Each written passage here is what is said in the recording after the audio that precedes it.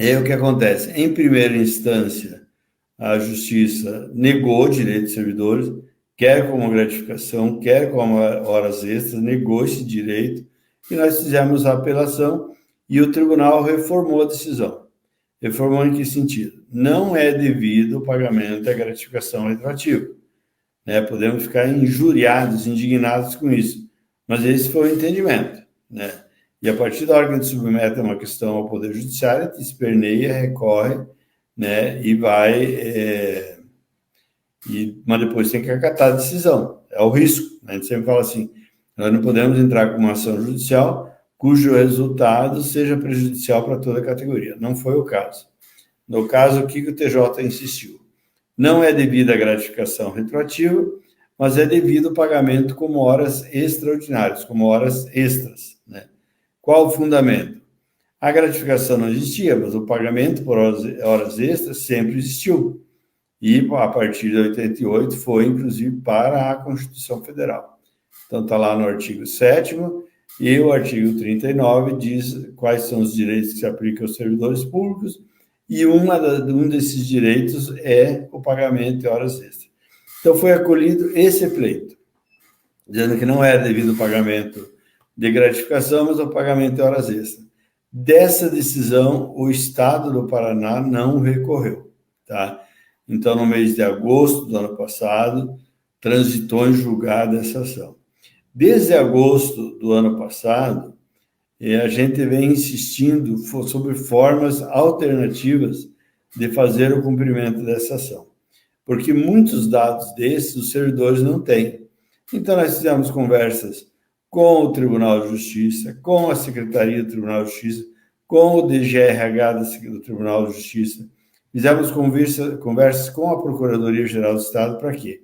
Para que de duas fizesse uma. Ou fizesse aquilo que se chama execução invertida, que vários entes da administração pública têm feito, que ao invés do sindicato iniciar a execução, quem inicia a execução é o devedor, no caso o Estado do Paraná, faz os cálculos, junta ao processo. Eu tenho vários casos disso em Curitiba, do SISMUC, do SISMAC, em Araucária e outras entidades no Estado do Paraná, algumas outras, onde foi feita essa execução invertida. Ao invés do sindicato fazer o cálculo, levantar os documentos, no caso aqui, o Estado, através do TJ, deveria recolher, juntaria ao processo, nós diríamos se concordávamos ou não com o cálculo e seguia a tramitação. Essa foi uma questão.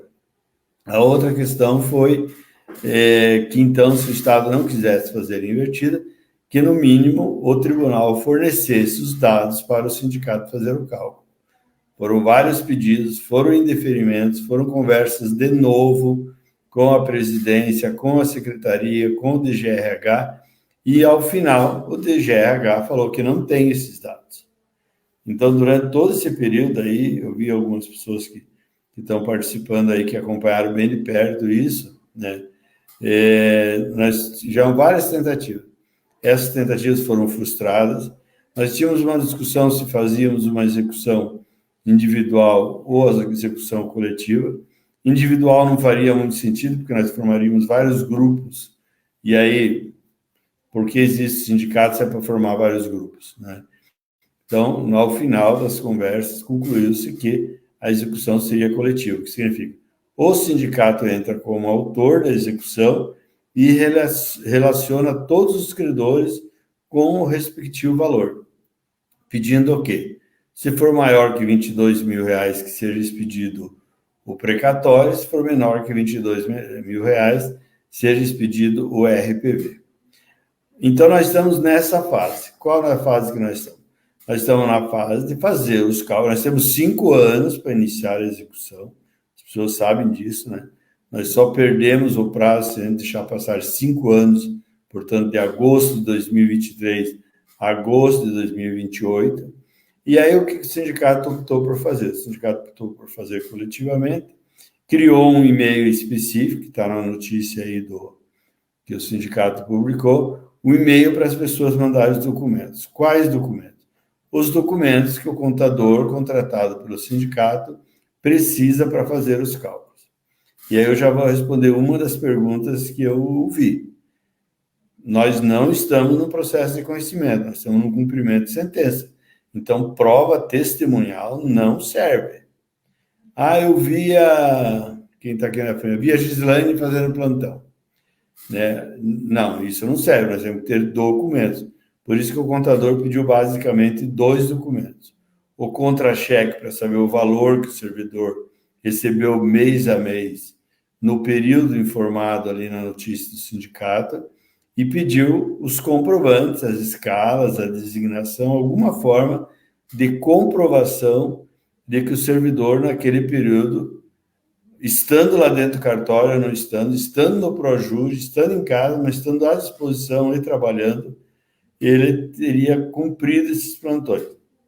Então, é isso que o contador precisa, para fazer o cálculo. Outro tipo de prova, não, mas eu lancei no Projur de 11 horas da noite. Não é suficiente. Por que não é suficiente? Porque você tem que comprovar que você trabalhou durante um período X. Tá? Então, o que nós precisamos? Precisamos comprovar o plantão. Mas eu fui removido de local para local. Não é diferente com o servidor do Poder Judiciário com outros servidores públicos. Você tem que comprovar. Se você trabalhou em 3 cartórios diferentes, você tem que ter o comprovante dos 3 cartórios nesse período.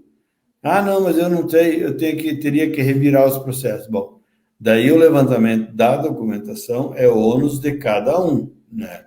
O que nós fizemos? Foi estabelecido um prazo inicial aí, que se for necessário possa ser até prorrogado, porque nós temos bastante tempo pela frente.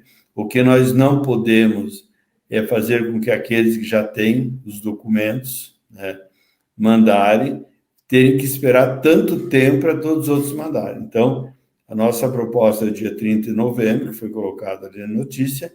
Quando chegar a 30 de novembro, nós vamos ver quem já mandou, como que está isso, e reavaliamos. Eu, antes de vir para cá, eu vi lá no e-mail, já pelo menos até a hora do almoço, 7 pessoas tinham mandado os documentos, né? Mas eu vi lá alguém que mandou só os contra-cheques. Eu vi uma outra pessoa que mandou uma escala só.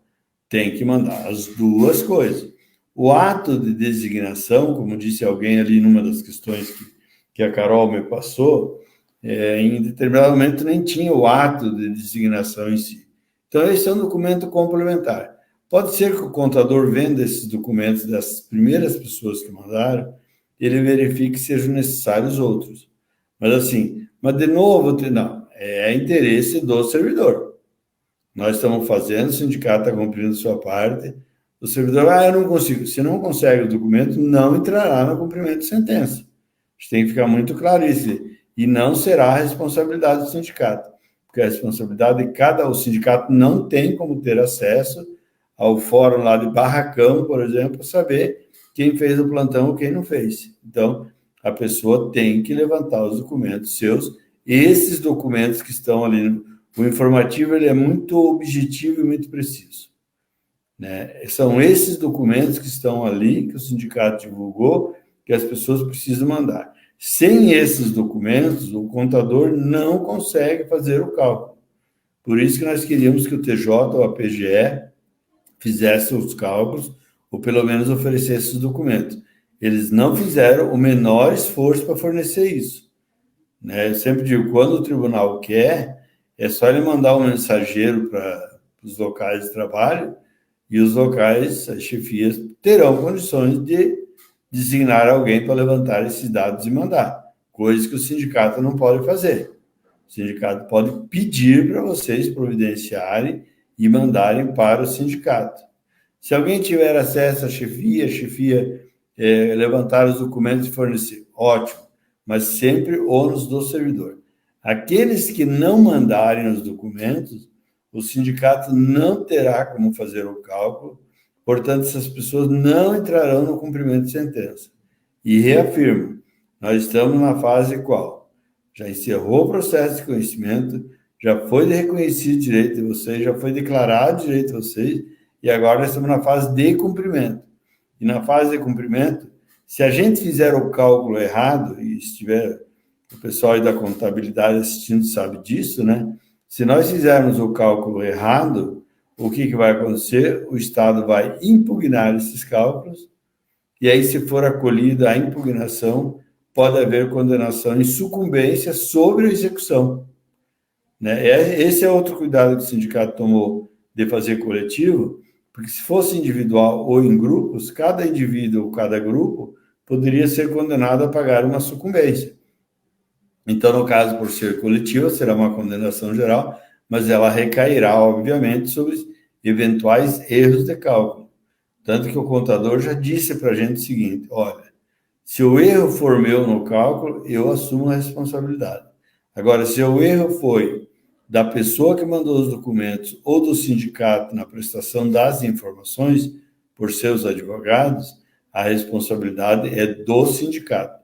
E é assim que os contadores que fazem liquidação de sentença trabalham. Então, muito importante atentar para quais são os cargos que estão abrangidos, quais documentos que foram pedidos, e a gente não pode inventar, é isso, sabe?